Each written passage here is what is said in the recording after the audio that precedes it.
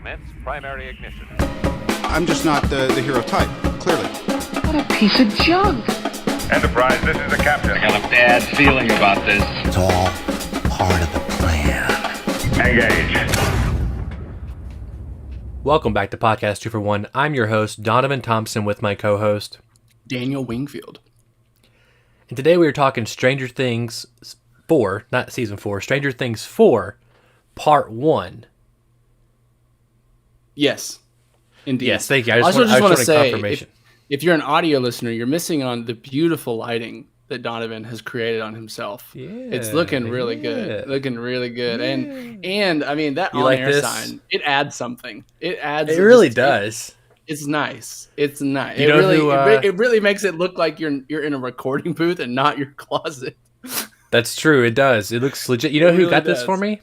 You know who got this for me? Yeah, you mentioned it. Yes. Let me mention it again for you, Daniel. Okay, go The ahead. very beautiful Kimberly Cook got this for me. And so, yes, it does. It does set a certain atmosphere, definitely. So I feel pretty good. And it about matches the colors, like the kind of bluish, magenta-y looking. It's great. It does. It works out. So get on was- YouTube. If you're listening on audio, get on Yeah. YouTube and just feast your eyes. Yeah, youtube.com/2for1 Studios, the best place to consume the content. And boy, if you didn't know, and I bet you didn't, we are sponsored by Kapow Comics, located at 4047 East Kill Avenue in Sherwood, Arkansas. There they have comic books, collectibles, graphic novels, and of course, special guest appearances throughout the year. Kapow. Daniel, I have done it. I have watched not one, not two, not three, but 4 seasons of Stranger Things in the last 3 weeks. 2.5 weeks. Yes, you have.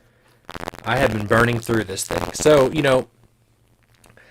I remember sitting in a grad class with Bruce and talking about Stranger Things and how he liked it, just kind of, and even with Mark, and just kind of how it did certain things that it wasn't perfect, but it kind of it did things that mic issues. Damn it. Yeah. I'm trying to subtly hint at it. But I got it. No, I get it.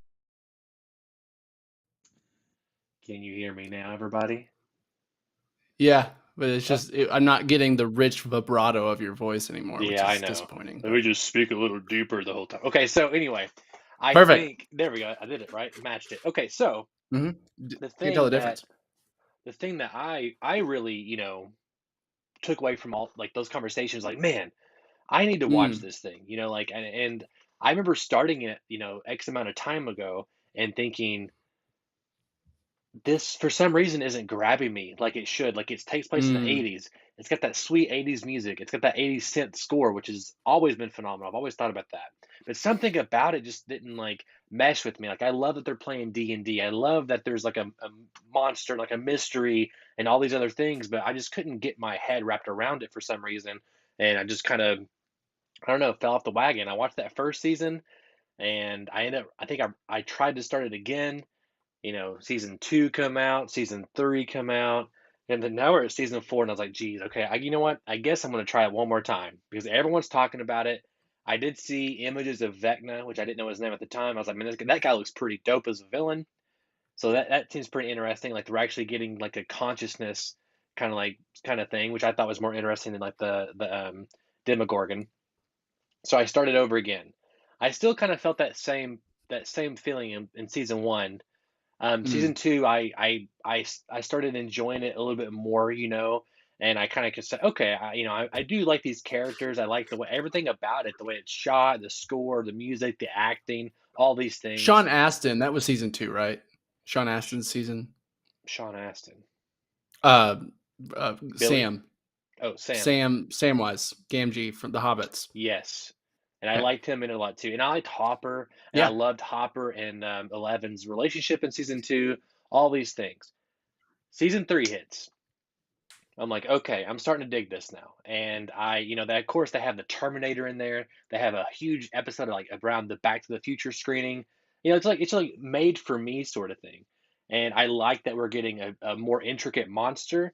And one thing my brother told me while I was watching season 3, he said, the show does a really good job of escalation. Every season, it's getting bigger and bigger. The cast is getting bigger. The stakes are getting bigger. And I'm like, you're right. Yeah. It's a great example of escalation and like how you start out small with a Demogorgon. Season 2, you have just multiple Demogorgons, right? And Right. then season 3, you have like basically the The Mind personification of the Flayer. Yeah. Mind Flayer. And then now season 4, which I really love this season, and Yeah. I'm sure we'll talk more about the things I liked about the other seasons as we're going forward. I just kind of give everyone with a perspective of somebody who wasn't on board but is now. And Yeah. what's your thoughts on season 4 of Stranger Things, part 1? I think it's the best season yet by a somewhat of a margin for me. I think, coming into the show, I love season 1. Season 2 and 3, you're right, they escalated the conflict, but in some ways I felt like they didn't hit the same highs for me personally as season 1 did, just in terms of some of the emotional beats and kind of like character turns and like 3, I think better than 2. I enjoyed, but I think I felt like kind of like 2 just is like, oh, there's just more of the same bad guy we had in season 1. That's a little bit. You're right, it's an escalation, but it's kind of a boring escalation It is. It for is. me. And so at least with season 3, we got a new type of thing. But yeah, this season, wow, like it kind of like I was anticipating it, but I wasn't like a super Stranger Things like super fan. It wasn't like on my I wasn't counting down the days until this released. You know what I Right. mean? Right. Like I am some other things. And so started watching it with the wife, and man, it just started really just blowing me away almost every episode. There was a couple things we can get into that I felt like weren't the best in the beginning of the season, but man, this show is doing such a masterful job of juggling 20 different characters maybe in 4 different locations There's a lot. on their own journey missions, and then you know what I mean, and just it's presented some of the like characters that I love. I think Eddie is such a great character. He's maybe my favorite character that's ever been on the show. I just think He's great. he's not only like a nerd ass guy like me, like I feel like I can see myself in him in this nerdiness, but he's also like super suave, which is not me, but I want to be that. And you know what I mean? You're He's got suave. this like You're suave. You're oh, suave. thanks, bud. You're Thanks, welcome. man. And so yeah, I really love Eddie. I really love like what you said, what they're doing with Vecna. I think he is the best antagonist we've had on the show, and I think specifically the reveal at the end of episode 7, which is where this part ended, was fantastic. And I did not see it coming until the last second, and that is like the best kind of reveal. Like I get so frustrated with twists, and especially when they seem so evident from like the moment it's even trying to trick you. And this one did not do that, and I was really happy with it. So I think for me, this is the best Stranger Things season yet, and like I'm salivating for part 2. And I'm assuming, even if just part 2 keeps the same like level of quality as part 1 did, I'm going to be salivating for the final season 5 as well. So, yeah, love it. No, I mean, I really can't say too much more than that, what you said. I mean, like, yes, I had a huge thing for Billy. As soon as Billy come on, I even did though too. he was Yeah. even though he was the dick and he was the asshole Yeah. guy, I knew there was something else to him, and I was really hoping that he would become part of the gang Yeah. later on. Yeah. Like I kind of always liked the idea of, not all the time, but when the villain or an antagonist kind of ends up flipping good for a little bit and helps out the Yeah. heroes or whatever, a Especially when it's redemption just arc. like a bully, you know what I mean? Yeah, Like until he was like taken over by the Mind Flayer, he was just a bully. I mean, yes, exactly. a pretty violent, bully, Yes. but yeah, I agree. No, you're right, and I think we mentioned privately, like the scene where his dad is basically Yes. abusing him. Like as soon as that scene Yes. started, I was like, okay, I love Billy. Like I want to see where Yes. his character goes. And of course, they kind Yes. of were They didn't really give him a whole lot to do in season 3, other than, I mean, you do see a lot like him fighting the thing, but you don't get to see like this huge. You don't get to see him a change like for a long No. time, right? He It's a makes Darth change. Vader, right? He changes right at the Yes, end. Yeah. right Yeah. at the end. And of course, he doesn't make it. Again, guys, this is spoiler episode. So if you haven't watched Stranger I mean, Things come season on. 4, If part you're if 1, Well, that's season 3 too. They shouldn't be I complaining know, about season 3 I spoilers. know, but So I'm saying it anyway, even though it's on the thumbnail and we say every episode, motherfucking spoilers are going to be happening. So, yeah, also, we are doing Obi-Wan Kenobi, but it's next week, everybody. So hang tight. after it wraps up, yes. The whole thing all in one go instead of whatever. So we pivoted to Stranger Things. So then Eddie comes along, and Mm, I agree. I love Eddie. He still has like the long hair, kind of like how Billy does, but he's got that nerd aspect to him now. He's like Billy and like Mike or Dustin. Dustin Yeah. combined, you know. And so like, Yes. he's like the best of all the 100%. worlds. And like his scene in the forest when he's with the first girl who gets murdered by Vecna, Yes. like he's got um that you said that's that Han Solo-ness, right? But it's like that Mm, suaveness. But it's like he was somebody who used to be definitely a nerd and probably was an yes. outcast, but he's like so far beyond that now. He can like just he can turn on like he knows that he is actually cool. Like he knows he's cool, but he's in Yeah. high school, you know? So like Yeah. and he turns it on and he can flirt and like he's just a cool character. He He does is. He they is. did make some fun references, like his character is basically like he just runs now, whatever. But like that guy is whoever the actor is, he is killing it every time. Like he is an amazing actor. Which And one? Eddie? guy who plays Eddie, yeah. Yeah, oh yeah, 100%. He And really is. He's and nailing it. someone mentioned like I want an Eddie and Steven um spinoff, and I was like, Steve. yes, Oh yeah. Steve, yeah. Hell I was yeah. like, please. Steve is Like, also I amazing. mean, if that's what we get after this show, like after season 5 is like this like spin-off of Eddie and Steve just like hunting down Like upside down creatures Supernatural with bats. or Like Lost hold Boys. just got Yes. bats and like yeah. Yeah, Yes. supernatural Lost Boys. That's the pitch right there. That's it. Yeah. Lost Boys is supernatural, but yes, I know what you mean. Yes, it'd be Yeah. like Ghost, but Lost Boys. Yes, that's awesome. Yes. I agree. Yeah, Netflix, hire us. So, I one thing that's interesting, like season one, you feel like the gang is really together. Mm. And season two, they really start kind of breaking these groups off into in more substantial ways, and they start like mixing and matching Mhm. people, right? So season three really kicks in where like Dustin is with Steve, and we have I can't think of Yes. her name, Uma Thurman's daughter, who looks almost just like her in a lot of ways. Yes. Yes, I know who In the you're about. courtroom or in the courtroom, the food court, and then we have like Mike and Robin. It's yeah, Robin. Robin. There you go. So like they start Is she mixing and also the matching. daughter of Ethan Hawke too? I That's think she really is. Her name's that's Maya Hawke. Yeah, that's even. her parents are Ethan Hawke and Uma Thurman. I didn't know So Ethan Hawke was. pretty I good didn't know. genetics.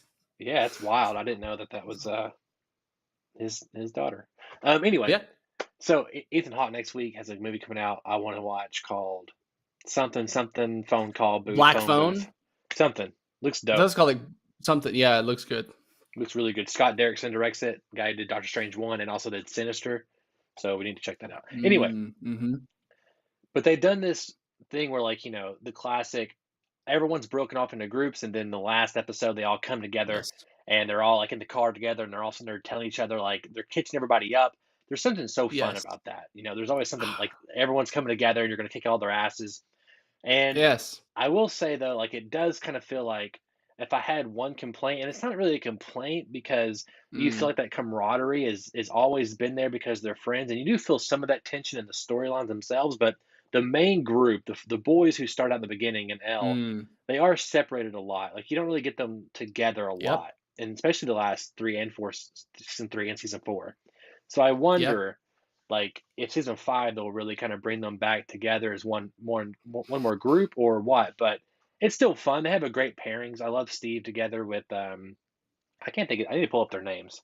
I'm gonna pull up Mm. their names while we're talking. There's With so many. Dustin. Is that who you're Well, it's thinking? Dustin, Steve but and there's Dustin. who's the girl that's Oh, Steve's. Robin. It's Robin. Steve's ex girlfriend. It's Robin. Oh no, Nancy. Nancy. Okay, so yeah. So there's Nancy, and then there's the group with like Mike and I can't think of their names. Who's uh Nancy's boyfriend? Not boyfriend. Boyfriend. Jonathan. Jonathan. So then you have that group over there. You know what I'm saying? Like so. It's interesting how they're kind of dividing people. Also, Jonathan has nothing to do this season. He is like Yeah. Yeah. they've really sidelined him a lot. They have quite a bit, yes. And I think, going into this season, we kind of knew that, or we did know a lot of that 11 and the Myers had moved to Los Angeles or California, somewhere around there, and that the other people were in Hawkins. So we knew that we were coming into a season in season 4 where they were split up more than ever. Right. And I was kind of worried about that because I think, like you, a lot of the magic is when they all get together. You know what I'm saying? But I think what they've done brilliantly with the season is make each one of those little subgroups, for one, really interesting and have fun new characters a part of them. I mean, you've got the the pothead like pizza dude that is He's with great. Jonathan and Will and Mike. Now you've got 11 with with Matthew Modine's character back, which I think he's doing a great job, and I really enjoy having him back. I really like the whole dynamic, especially with what they did towards the end of this first part with revealing more of her backstory. Yes. That was really well done, and it just in just her own kind of personal growth of like, you know, it's almost like her Spider-Man 2, like she's having to get her powers back, you know, kind of thing, and it's like it's going great. And then everything in Hawkins is just like gold. I think they everything that's happened, all the storylines and the characters that are in Hawkins, I don't think they've strayed one step. You know what I'm saying? I think they've just been nailing it. I will say so in the beginning of this part, we see 11 get bullied a lot at her new school in California. That didn't work as well with me because I think it just got so gratuitous, the bullying we were seeing and the kind of bullying. And I know they're kind of like homaging to like a lot of 80s movies, which had a lot of bullying in them. That was like a theme, you know, that it was just all the time. But I did feel like it just got so unrealistic and so unbelievable, even in the world they've made, that it just kind of got like eye rolly for me by the time they were kind of finishing up with that. Luckily, they left that behind after that, and we had not seemed to be going back to it, which is great. No, I agree. But really, every other plot line I think has just been gold. Yeah, no, I think you're right on the bullying thing, and I think ultimately that was there for a couple reasons. A, just to kind of put Mike and Elle in a more strenuous place, and also Sure. Mike and who's Will. Mike and Will also at odds a little bit. But Yeah. I think ultimately what was really there was therefore was to have to basically look like the setup Elle was like had a lot of trauma, and also to make her like almost question, is Yes. she like how many bad things does she actually do? Because the show started Yes. out on this flashback sequence, and then we roll Yes. into that, so it's Yeah. like, oh man, might not be as good as we think she is. And so I think it was kind of there to kind of frame that, to kind of set up Yeah. expectations for the end of the season. Well, I agree though that it was a little too much, and they kind of lingered on it a little too long. But I and to agree. your point, I think it worked in that way because there was moments in those early episodes where I'm like, wait, what? If is this going to like where Elle's the bad guy this season? Like Elle goes carry mode, you know what I mean, and I gets her kind of powers thought, back and yeah, just starts mass murdering people that were mean to her, and then like, you Game know, of and I'm really Thrones. glad they didn't do that because Yeah, like that would have been a yeah. less interesting thing than that they are doing. And let's go ahead and jump into like some of this later season stuff, man. I think there is an amazing, and I mentioned to you before you got to it, this one shot fight scene that happens Oh in the yeah, Upside Down. I think it's at the beginning of episode 5 or 6. It like the previous episode ends on a cliffhanger of Steve getting dragged into the Upside Down and him being attacked by these like bat leech things. yeah, And it's just, for one, just kind of, it's scary and like well done in terms of like he's like suffocating and getting like nibbled on from it. It's like, you know, you're, at least in my mind, I'm like, oh, I really hope they don't kill Steve. yeah, But the opening of the next episode, which is this, you know, obviously not a real one take, but a one take just maul of like all of his friends coming to help him, and the final shot of him like this one that's been on his neck like the whole time finally getting it off and just slamming it over his shoulder onto the yeah, ground, and he looks over and he's all bloody and sweaty and got the hair, and it's just like it was yeah, perfect. It was just like that was perfect. I wouldn't have done anything differently. Like that was just absolute, like I got shivers, I got pumped. It was just like fuck yeah, you know what I yeah. mean? Oh, No, it was so great. good. It was good stuff, and I think, I mean, having Nancy and having Robin jump in after him, and then having Eddie following last, them all Yeah. in there, and then and seeing the upside down in a because typically we've always seen it like really, like it's always portrayed also that I don't know the particles kind of floating there, and they're still there, but Yeah. it's way less prominent than it was in like season one, season two. It's still Yeah. there, but it's like more subtle, and you're getting like these really washes of red and blues and like the Uh-huh. lightning and all those kind of things, and you're really seeing like to me the upside down feels more like a world this season than it I did in the agree. previous seasons versus like small corridors or like because you're seeing these big vista wide shots and that kind of stuff, Yeah. Well, and they even really do a in good like job. and later in the episode when they are going to different locations that are Yes. in the real world but also in the upside down, I think I think that does exactly what you're talking about. It makes it keep feeling bigger, and like when they're all riding their bikes then at the end too, I think it's just like when they're like escaping at the end of that episode, I think it is. Yes.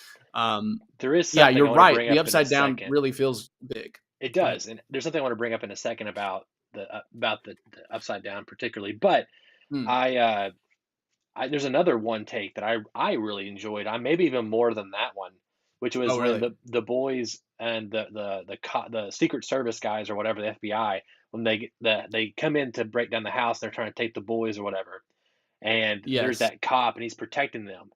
That was shot Yes. really well, and just the way it was Yeah. set up, the boys were moving, like, that's a one take, and Yeah.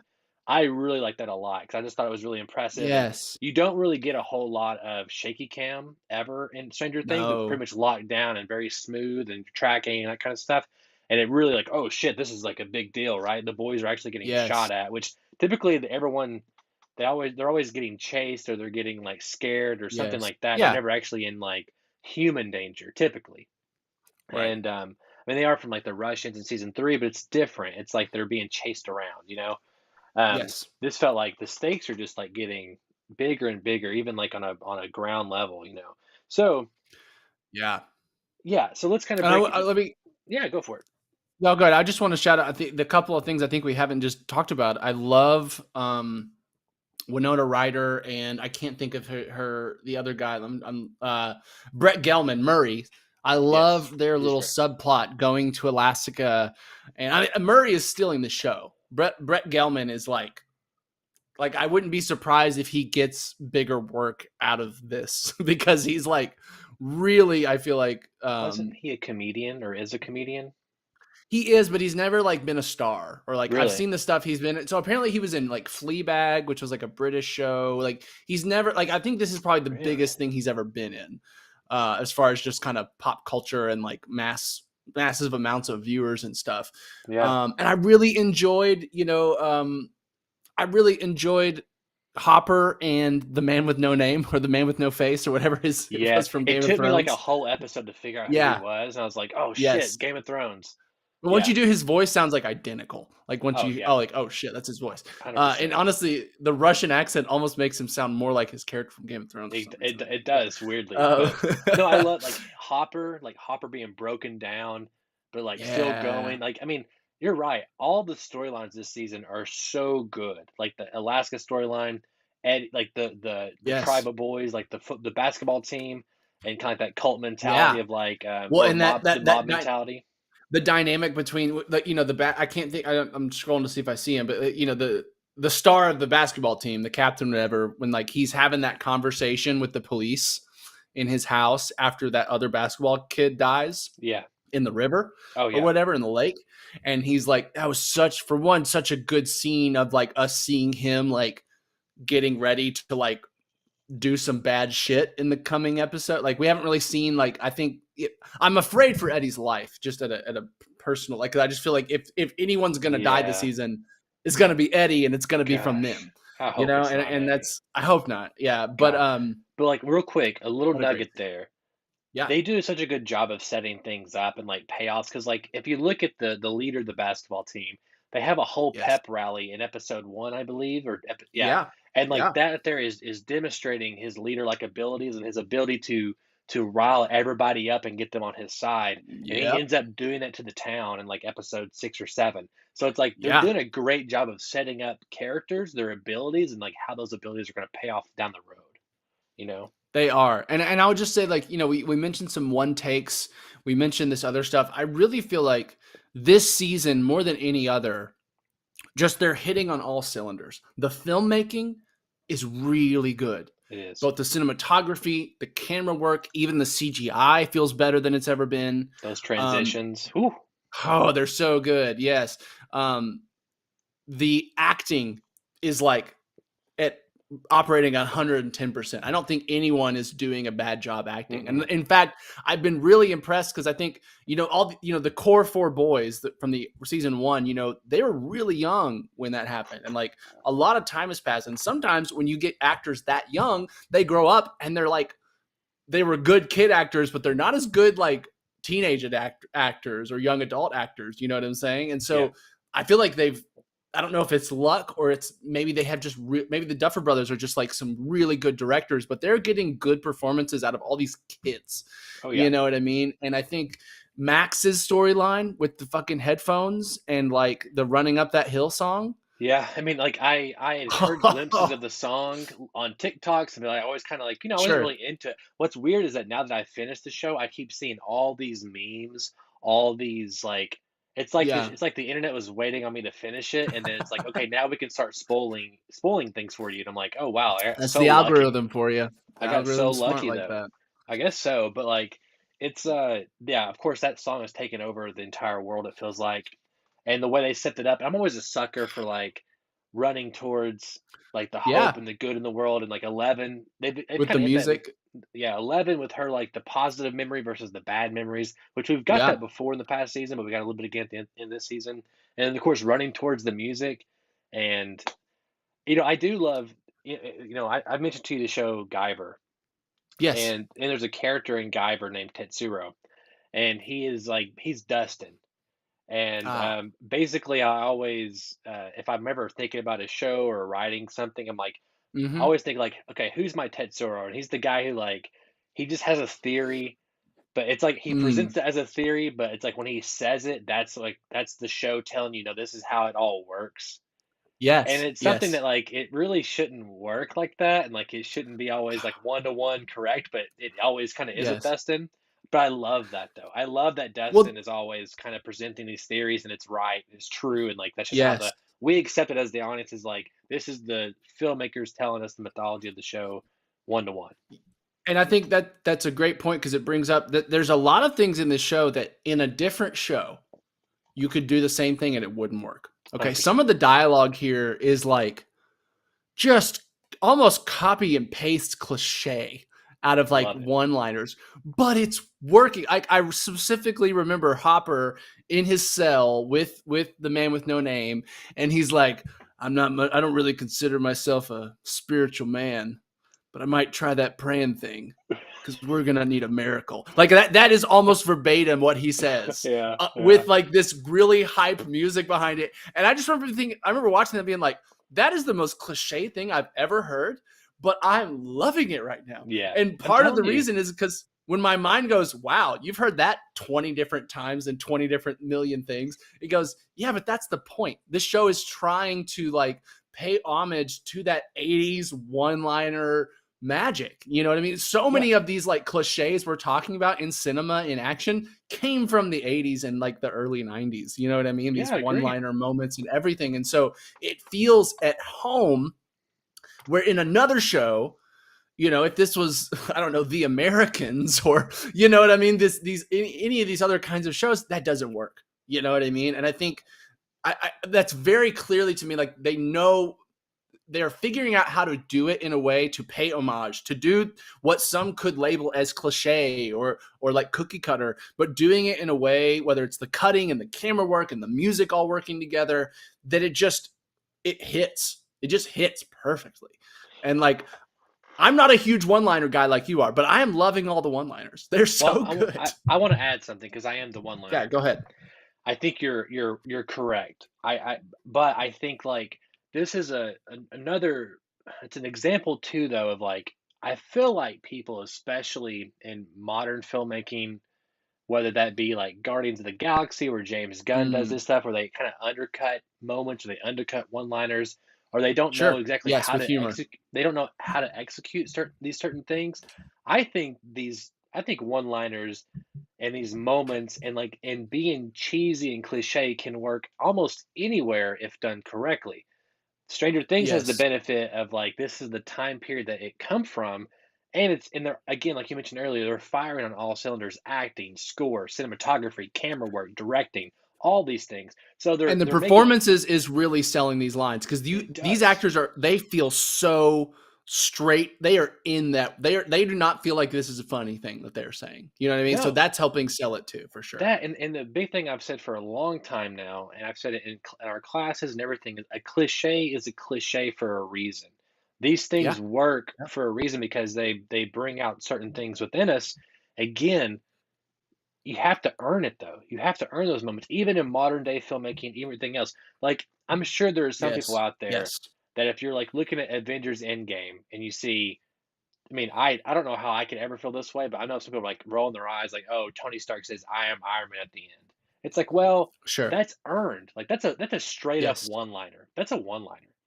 But it's Yeah. earned through the acting, the camera, the build up, the 10 years of movies. Like it can be Exactly. done. And cliche is a cliche for a reason.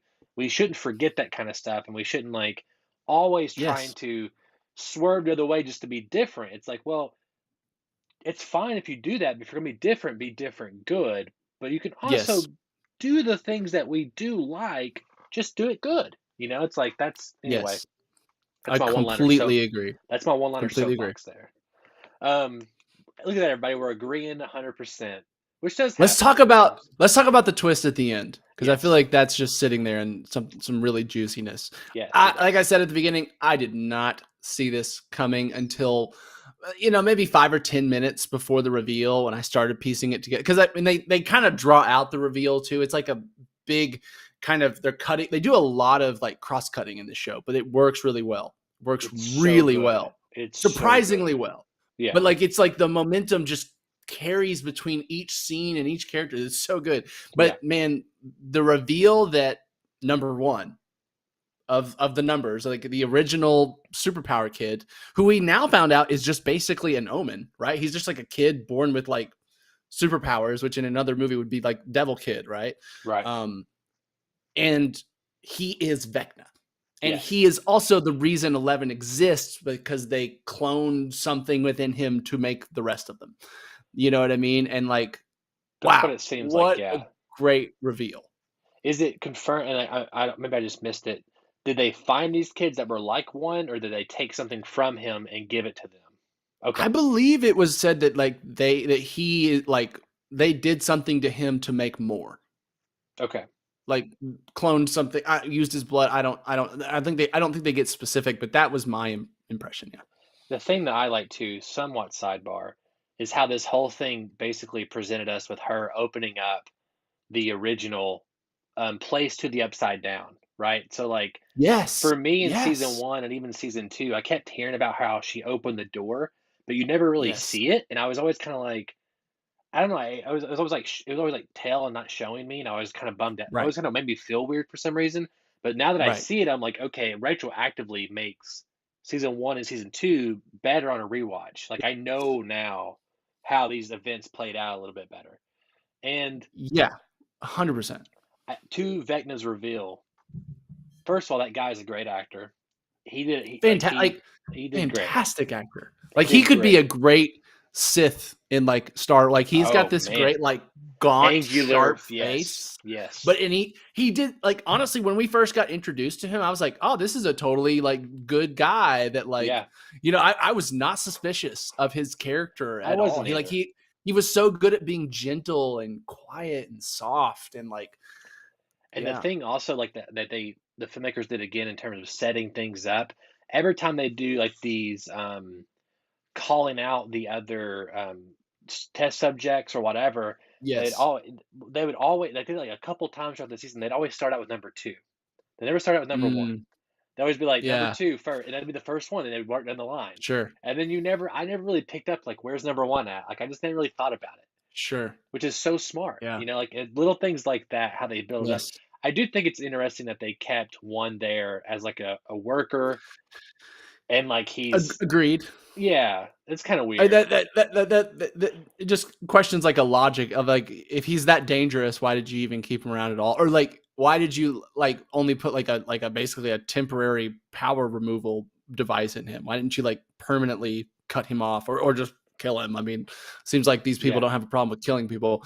So I agree. There's a slight just like logic issue, but it doesn't really bother me not as like as really. far as enjoying. It's one of those things of like, yeah, that's kind of a movie logic thing, but it's not such a glaring thing that like it gets in the way of me like enjoying the story. I did think that when he's kind of explaining to Eleven at the end here, like um, that Papa is orchestrating all these events. I kind of thought it meant like Papa was making them bully her so she could kind of like unlock her full power, kind of thing. Like he believes in her the most. And we get all the way to the moment where she starts pulling the inhibitor chip out of his neck. And as soon as she starts taking that out, I was like, oh no, this guy's probably Vecna or something. Like he's bad. I And mean, then when they yeah, pulled that out, like I was still like, oh, maybe this guy does have powers, but I was also like, I was honestly partly expecting during most of that sequence for him to die like gruesomely by like them trying to escape, and that to like set 11 off, and then her yeah, to like go back in there and like fuck everyone up, kind of thing. Like maybe the other kids killed him when they're almost away or something, but like, yeah. And honestly, even when he started doing the powers thing, it wasn't until like he went in there and killed all the kids that right. I was like, oh shit, he's Like that was the moment where I'm like, and you're right. The way they explained that, like, this is how the Upside Down even got connected with us Yeah, was this moment with her and Vec, and even just the visual effects when she like what looks like kill him in the moment. Obviously, we know yeah. he's not dead, but like just like shredding him to the bone and like putting him inside another dimension or something. Sounds pretty metal when Yeah, you say it like that. it Yeah, is metal as hell. Yeah, this is a very metal show, it is. as Eddie has said. Well, to me, the thing about like the reason why I don't think I connected with season one as much and even partly season two is like the things I care about. Like, okay, you're introducing monsters and this mythology. I want to know about the Yes, world, how it come from, what their motivations are. Like to me, yes, when you get into like the dirty secrets of like Dungeons and Dragons and like the lore, that's what yeah, makes it that kind of exciting. And so like doing this kind of stuff or giving us like a big bad or giving us yeah, the way truly showing us how it connected. Not only did she open it, but she opened it trying to kill this guy, and like yeah. and like how he manipulated her and killed basically her almost her whole family. And It, yeah, it's one of those things where it feels like that this was not they did not have this planned when they wrote season one. absolutely not. I would suspect. I mean, I think season one was for one just a kind of a surprise hit. You know, like they were just like, we're just making an 80s horror show with 4 kids that feels like Stand By Me. You know, like Right. that was kind of the pitch, and they're like, cool. And Just kidding. then it tore the world apart. And then they've gotten progressively bigger Right. budgets every season. And it really feels like they said, okay, we need to figure out what actually started this. And they did it because you have to think that like if they had this plan from the beginning, they would have at least teased it throughout the seasons up to this point. You know what I mean? Right. It would be something that you got hints of it all along, especially like in some of the early flashback stuffs. But like, what a great way to retroactively fill in the blanks on a story that originally weren't there, but do it in a way that feels just so it feels so good to the story. It feels in line with everything we've already heard so far. But it also just, like you said, it enriches the past seasons. It Like does. this is going to be, I think, a pretty rewatchable show. For one, because it's just so fun to watch these kids grow up. Like, I mean, by the time they're going to, I don't have they gone into production for season 5 yet? I'm not I don't think sure if they so. I have. think they're working up to the wire right now on part two of season four. Yeah. So, wait, what? Oh, they're finishing post on it. I'm pretty sure. Yeah. Gotcha. Okay, that would make sense. They So, may be like, by the done this time, week or whatever. They may be done like already or this week, but I think right? it's like But running so, up like, close. earliest we could think is like end of the year. Maybe they're going into production for season 5. Earliest, I would think. And then, I mean, Maybe. they did this season probably most of the production like within 2 years ago, maybe like during COVID type stuff. Like within these last Yeah. 2 years. I think COVID hit them hard. They had a different release schedule before COVID. Yeah. And so by the time we get season 5, I mean, these kids are going to be like real life in their 20s. You know what I mean? And they've already said there's going to be a time jump for I season hope 5. there is. I hope there is. And Yeah. so like just this show being this like you grow up with the characters literally, and these just and the other rumors is that like, and this isn't a spoiler, but every season is centered around some kind of holiday. Mhm. So season 1 was, I think, Christmas. Season 2 was Halloween. I can't remember Yep. what season 3 was. Maybe 4th of Thanksgiving. July. I can't remember. 4th of July was 4th of season July. 3. Yeah. And this season is has there been a holiday they're doing yet? Maybe no, it's what are don't they know. out? What break are they on that he's visiting? They're on, her? it's summer break. I mean, or spring Okay, break. something. I think there is a holiday, but the everyone's speculating now that the final season will end in 1989 on New Year's Eve. Oh yeah, Like that's as we great. crest into the 90s. And I think that yes, that's perfect. That's That's great. absolutely perfect. Didn't even think about that. That's great.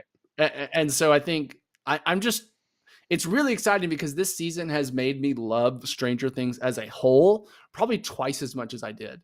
And Yeah. like, it's really fun to find something and be like, you know, oh shit, like, and I think this is also a really good example of like the Duffer Brothers listening to good criticism from Yeah. the last few seasons and implementing it and not doing this kind of like, you know, bitchy whining thing we see in some other shows where they have like on-screen characters basically bitch about off-screen criticism. And it's this weird, like uncomfortable, like, this is Yeah. kind of funny and meta, but also like you realize that some people have some good points here. And it's like Yeah. this other version of it. We're like, oh, you know what? Yeah, we do need, you know, a better antagonist to really drive the plot forward. You know, we need all this other stuff. And so it just feels like it's exciting to me personally that it's like Stranger Things is not only good, it's great. And it makes me want to rewatch everything. And like, it's become one of my favorite shows just with this first part of season 4. And that says a lot, I think. Yeah, I mean, part of me is like, man, I'm really glad I watched it all, and like I got to watch it back to back to back. Like within like And 2 weeks, right? I mean, like, yeah, or I mean, less. I've been going pretty hard on it, and I now I have to wait. I don't I know I kind of feel like we might have like a 2-year wait between now and season 5. I I don't could think it'll see it. be. Yeah. I don't think it'll be because like look at their release schedule. It's kind of always been like a year and a half, 2 years. Um, One thing Well, I think is season 3 interesting. was a while ago, right? Yeah, I believe so. I think I wonder about too, season 5. Netflix has this thing where like they like to break things into parts, but like they're doing it with Yeah. season 4, but it's a little different because we're getting like 2 episodes and they're like basically 2 movies. But Yeah. I do wonder if we'll get like 6 episodes and then like a 5-month break, another 6 episodes kind of thing for season 5. Yeah. And So so season 3 was 2019, just for reference. okay, wow, So it's yeah, been 3 years, which obviously COVID has played a right, huge role in that. It's about double the normal time. But I would imagine, yeah, I mean, we're maybe if it's doing what it's done so far, which oftentimes I mean, like season 3 debuted on the July 4th, and it was about July 4th kind of as a theme. I could see them if they end up doing New Year's Eve for the final season, I could see it being put on Netflix on New Year's Eve. yeah, And so I think 2024 New Year's Eve is right about a year and a half away from right now. But I could see it being 2025, you know what I mean? Very easily. And yeah. it I also think just depends on like how big of scale are they going to go from this? I mean, the scale has exploded in this season versus the yeah. other ones. How much more will it scale up? Because that will affect it, I'm sure. I think it will for sure. I think by 2024 we'll get it. I'd be surprised if we get it next year, but if we do, that's great. Yes. I'm glad we don't have to wait. One thing you kind of brought up that I want to touch upon before we get off here real quick Yeah. is this idea of you said that they didn't have this show built out in the first season. Let me say that's an assumption. I don't know that for sure, but I'm just basing that based on just what would seem logical based on Yeah, what I we've mean, seen in the first few seasons, and yeah, I agree it's an assumption, but I would bet a lot of money that that's the yeah, case. yeah. They may have had like a better idea starting season 3, like where they might go with it, but I Mm-hmm. bet like Mm-hmm. season 1 and 2 they kind of were just kind of going, Mm-hmm. So the reason I bring that up is one thing you and me have kind of really hampered on and on the podcast, specifically against Star Wars and the sequel trilogy, Yep. is that they didn't have a plan. Is that they Yes. went in making these movies individually, and then the sum wasn't as good as any of the parts or some of the parts, right? Right. We had our good boy Sander Patton on, and he mentioned a game franchise called Metal Gear Solid. One thing that Yeah. franchise also does very well is that, or that Hideo Kojima did, was that he was making this story up as he went, and then by the time you got to part four, he was retroactively going back, adding in these deeply huge lore Mm-hmm. moments and things that would just seem like he felt like the biggest genius of all time. Like how like he planned this out for 10 years. Right. Like how did he Right. do Right. this? We look at Marvel, and they're also making these things up as they go. Now there's some cases where like Yeah. they had the meeting of Civil War, and they're like, okay, we know like this is Civil War. We know that we kind of want to take Tony and Cap and kind of where they're, because they pitched Iron Mm-hmm. Man's death when they were shooting before they shot Civil War to to Robert Downey Jr. Said, hey, Sure. here's the next 3 or 4 years. My point is, you can take a path for you can go the old classic. We're going to plan a 3 movies out, and we're going to Mm-hmm. have an arc. We know we're going to go. We know where we're ending, and you can stick the landing. You can make it up as you Yeah. go, and you can put yourself into corners, into boxes, and creatively get yourself out of that. Or you can Yes. completely fuck yourself in every version of that. So the thing is, what it boils down to is that you have people like the Duffer Brothers who are Yes. taking the individual approach, it seems like, and maybe have some ideas, and they're talented, they're good writers, and they're good directors, Yes. and there's no excuse when you have people like that did on Stranger Things when you can't accomplish that with things like Obi-Wan Kenobi, or which gives you might a Yes. small hint of our podcast next week, or it gives you the sequel trilogy, or some of these other things where people are like they have to plan out 6 movies ahead sometimes, like the Dark Universe for Universal Studios with The Mummy or Godzilla or all these other things. Like, look, you can take almost any path you want. You just need people who are good at what they do to navigate Yes. through that path. And you need creatives in control. And that's what I see, like, because I agree with you. And one difference I also see between like this Marvel and Star Wars is the centralized leadership. Like Marvel has a Kevin Feige who's not only like in charge of making sure all the productions get produced and finances and stuff. He's at the top of like the story decisions. You know what Yeah. I'm saying? Like Yeah. he's the one in the room saying yes or no to these ideas. You know what I'm saying? And like, and then the Duffer Brothers, who just seems like they just get blank checks from Netflix and they get to do whatever the fuck they want, which sounds like a nice setup. Netflix, call me. But the point is that like it feels like when you go to a Marvel movie, bunch of people sat in a room, and even especially with Netflix or with Stranger Things, and said, "What is the coolest shit that we could do?" Yes. And like, what is the coolest story? What is the coolest, most badass, etc. fight scene? You know, even with Stranger Things, what is the most awesome way to set up Vecna, or what is like the most cool version of a backstory for 11? Let's do that. And then they run with that creative idea, and then you get a lot of times really good shit. And I feel like a lot of times with Star Wars, what we're seeing is what will appease the most amount of people Yes. and offend the least amount of people, and what will make us money. And those are like the motivations, at least it seems from the outside, to be going on behind the scenes with Star Wars. And so what you get is safe, boring content for the most part. There's some diamonds in the rough, but and you'll, in my opinion, you see them often very closely connected to these visionary creatives like Dave Filoni. But when those people aren't in charge, aren't in control, what you get is safe, fluffy, mass marketable stuff that doesn't make anyone excited. It just makes everyone say, that's okay. You know what I'm saying? And that's the sad part. But I completely agree. I think it's just a testament to that. Like, again, season 2 and 3 of Stranger Things were not perfect. Like pacing wise, some of the character moments weren't hitting right on for me. And like, and again, for a while, I was like, I like Stranger Things, but I'm not like a Stranger Things dude.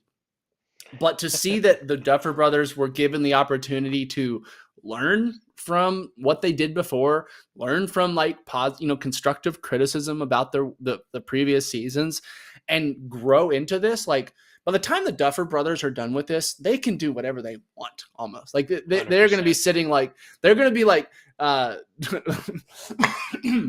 excuse me, the creators of Game of Thrones I was gonna say, before season 8. Yes, they're like Benioff. As long as they don't season 8 Stranger Things, 100%. they could go. I bet Star Wars would let them do whatever they want. Marvel would probably let them do whatever they want. You know, DC, like anyone's like, please come do whatever the fuck you want. We'll give you money. And so like, and that's because they're two really creative dudes that are, you're right, like you said, good filmmakers. They're good writers, but they're also really good filmmakers. And it seems like directors, you know what I mean? And so like giving them the reins and letting them just do their shit. And then you get this. And then, man, I agree. It's a testament to what I hope other, you know, parts of the industry are taking note, or at least taking these notes from this, because, you know, from the outside, it seems pretty clear that that's, you know, correlating in that way. Well, here's the thing, Daniel. They're not taking notes. That's the problem. Because they've had you're absolutely time right to observe Stranger Things the last 5-6 years. Yeah, you're absolutely right. And we're still getting what we get. I mean, it boils down to, it's like, I know now it's like a content race almost. And I feel like some of these shows are, I mean, you know, I don't know, like there was a year gap in between Mando 1, 2, and Fett, and then Obi-Wan's out now. But like, I can see the cracks a little bit now with Boba Fett and Obi-Wan Kenobi, when these are like your biggest characters of all time, literally, both of them almost.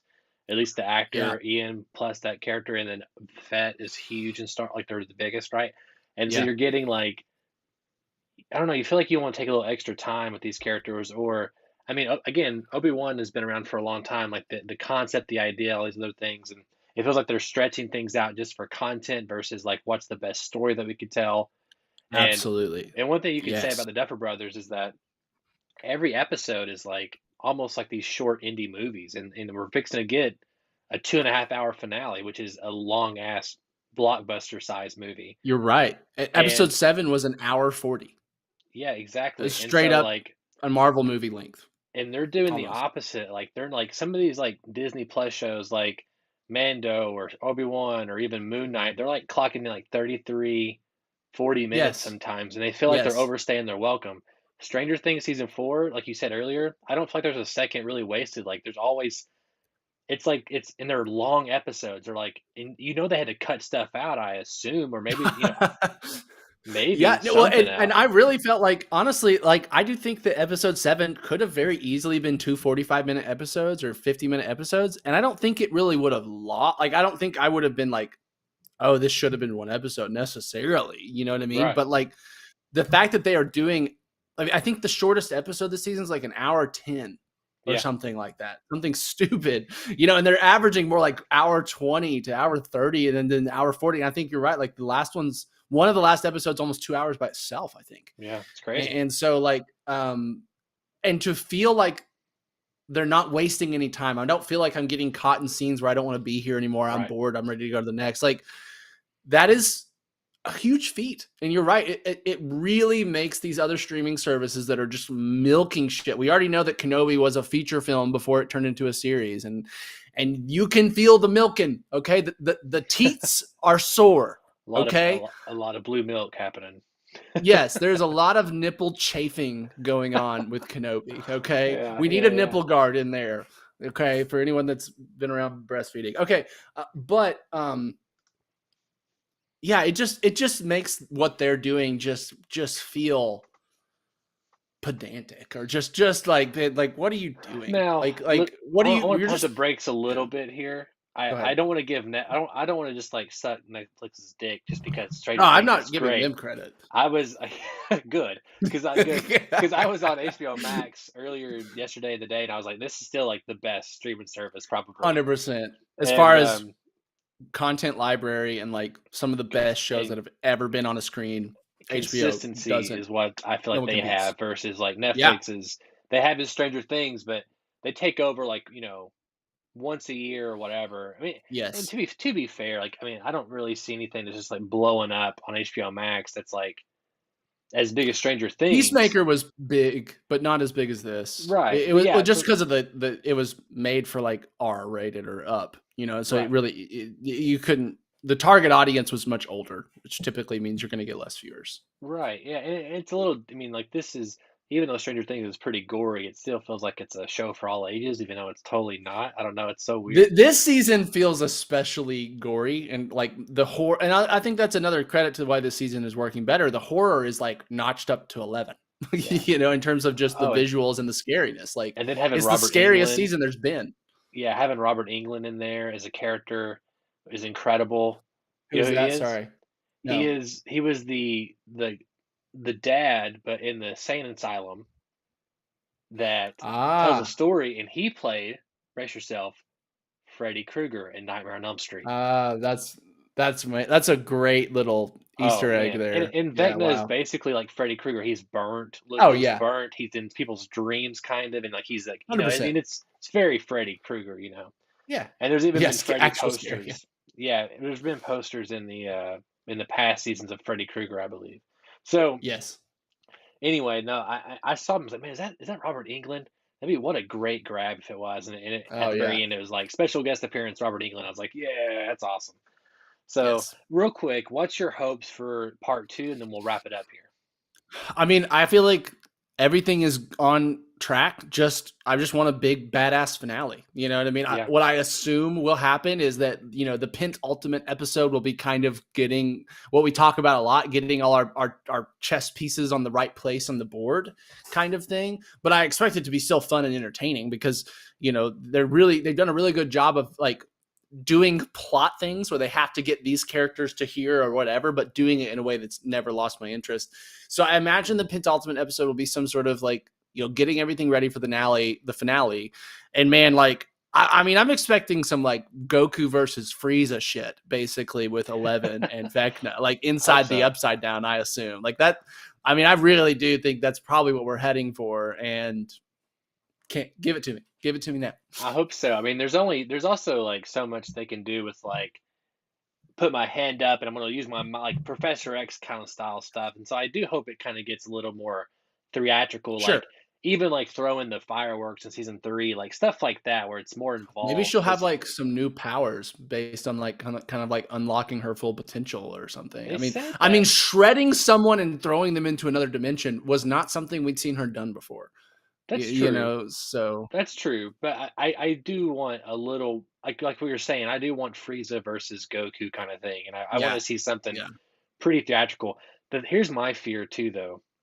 Mm, Like we're getting such a good villain this season, and it does. And yeah, they've kind yeah, of stated that like he's the general to like the Mind Flayer. right. I'm gonna be disappointed if season five is the Mind Flayer now, because like unless that thing can talk or something, because how do you go back from someone who has motivations and like, even though Yeah, they're evil motivations, they're motivations, and I don't know, I connect way more to Vecna than I have any of the other ones combined. I think that's super valid, and I think it's going to be a tall order for this finale. Just not only of the final season. I mean, not only because of that, because we've got to find like the antagonist feels like it has to feel like the biggest, baddest antagonist yet to feel like it's right for the finale. But then you've just got to, kind of end everything in a huge way for these characters. Like it's got to end in the most epic fashion. I would think, and so you're right. This season has, I feel like, taken the world by storm again with Stranger Things. Like I feel like season 1, like everyone was talking about it. Season 2 and 3, like a lot of people were, but it wasn't the same level of just like zeitgeisty like infection. And then this season is like everyone is Stranger Things. Every song they do in the show is like I mean, soaring to the it top of got the me charts to again. start it from beginning and watch it all. So Right. And you were really not you were not like you were pretty like it's not for me up to yeah, that point. Like you were yeah, pretty kind of just not written it off, but you weren't that interested in trying it again. And so the hype going into the final season may be the biggest hype we've ever had for the show. You I know what think I so. mean? Yeah. And that can bite you in the ass. And I hope it doesn't. Yes. So There's a lot. I mean, it's part of it, is when you build these things up, is sticking the landing is almost as yep. important as the whole Game of Thrones is a prime example. Oh yes. What an amazing show. Oh It's, man. I mean, even with the last season, like what they accomplished with what they had and the time frame they did it, all these And those things. first 4 seasons of Game of Thrones has some of the best things that have ever been on TV. Some of the best character moments, some of the best acting, some of the best writing. It's mind-boggling how good that show was Yeah. when it was good. But now when I think of Game of Thrones, I don't think about those 4 seasons really. I think Nope. about the last season Nope. and particularly those last episodes, and I think, man, all that work I put into it, it's for nothing. And like I Yeah, don't care about their journey. I don't really care about the prequel show because like I know where it ends up hundreds of years from now. Like it's like the sure. prequel Yeah. thing. Like, They're you gonna know, have they have to get us in. They have a lot of work to make us that prequel thing worth watching. And I think that I'm sure they know that going into it. I'm sure they realize, and I think you're right. Like I really hope so a bad final season can ruin a whole show. That is the lesson from Game of Thrones, and it doesn't seem fair, right? Because like even as a creator, like, but all these other seasons were so good. But the problem is when you cap it off in such a disappointing way. If I go rewatch that, what you're doing is you're teasing all these things that you do at the end, and they all suck. And I know that now. So yep. when you tease John, being the chosen fighter of the Lord of Light, and I know that means absolutely nothing and will have no discernible impact. When I see John raised from the dead, only to do jack squat the rest of the show, except Yeah. kill Daenerys, it's like it I don't sucks want to all the talk about enjoyment. it. So Makes me so yeah, upset. I don't want I to talk know. about it. Stranger Things. I'm so excited. I really do. I have no reason to doubt they'll stick the landing in this season. It just would seem weird for them to just like lose control at the last minute of Yeah. what they've seemed to be in firm grips with. But yeah, the last season, we'll see. They are going to have probably the expectations will be higher for any other season. Absolutely. That season. Yeah. And before we get to that last season, we do have part 2 dropping in 2 weeks' time, which, yes, we will come Ooh. back to review these 2 long movies. And the one thing I do know after binging for the last 2 weeks is that I have an insatiable need for Eggo waffles, particularly waffles in general. Good. And I have bought waffles; they're in my freezer, but I think I may even like I think whenever this part 2 drops, Daniel, I'm gonna have like a breakfast day or night or something. Oh I'm gonna yeah, make tons of waffles. I can make some dude. amazing homemade waffles. Eggo must be just Oh man, like thanking the Duffer Brothers, just like you know what I mean. They must send them just yeah, like free waffles all the time because like their stock every time a Stranger Things comes out, they just must be like see like, oh well, there's our Stranger Things bump in our revenue, where we sell 500 times our normal sales or something. You know what I mean? yeah. There's something there They about lucked like out. They in lucked the out. future about latching on to something that's product that like like Yeah. having that forethought or foresight to really do that. I don't think it was maybe that was intentional for this first season of Stranger Things, but there's something there to really think about what you can pop up in the Well, future. and I think it was such a smart thing because I think most kids growing up had Echo waffles a lot or at least a Yeah, few times. It's just yeah, such a like an easy iconic breakfast thing that's yeah, feels like it's always been in the stores. You know what I mean? 100%. And so it was a good choice. I agree. Yeah, I did it with Totino's Pizza in my thesis. I did I Totino's do remember Pizza. that. Yeah. Yeah. Um, Daniel, how can our Those listeners? taste like shit. Go ahead. I was gonna say, how can our listeners write into us, Daniel? Well, listeners can write in, and Totino's, if you want to write in and address my comment right there, you can write into bit.ly/241mail. Let us know what you have thought of Stranger Things Season 4, Part 1. And let us know what you are excited for or expecting or predict might happen in Part 2. Would love to hear it. bit.ly/241mail. And of course, if you can't hit up our Bitly, you can always leave a comment in the comment section below. YouTube.com/2for1studios, the best place to consume the content. Again, we're getting back to our weekly schedule of podcast 2 for 1. I'm sure there'll be a few times next month or so where we hit 2 episodes in 1 week. I know we have Oh, Obi-Wan yeah. Kenobi, Miss Marvel, The Boys. We have Thor: Love and Thunder around the corner. Of course, our Bruce Hutchinson episode. So we have a lot to talk about. Stranger Things Part 2. So be on the lookout for those, and we'll try to keep you guys up to date on the cool things. And again, 2 for 1 Joe Live is every Monday at 9 a.m. with myself, Luke Irvin, Joe Williams, and I believe we might be bringing on some more guests this Monday. Not 100% sure on that for your weekly nerdy news that we think you care about. Anyway, Daniel, it's a pleasure talking about Stranger Things. I feel like it's Yes. been like 6 years in the making or something where, I finally did it and watched them all. I still have lots of thoughts and It's everything true. else, but it's hard to get it all out in one episode. But maybe next time we talk about it in a couple weeks, we can talk about where season 5 may lead to, and if they start Absolutely. the landing for season 4, which hopefully they will. So, Yes. anyway, my name is Donovan Thompson, I am Daniel Wingfield. and we have spoken.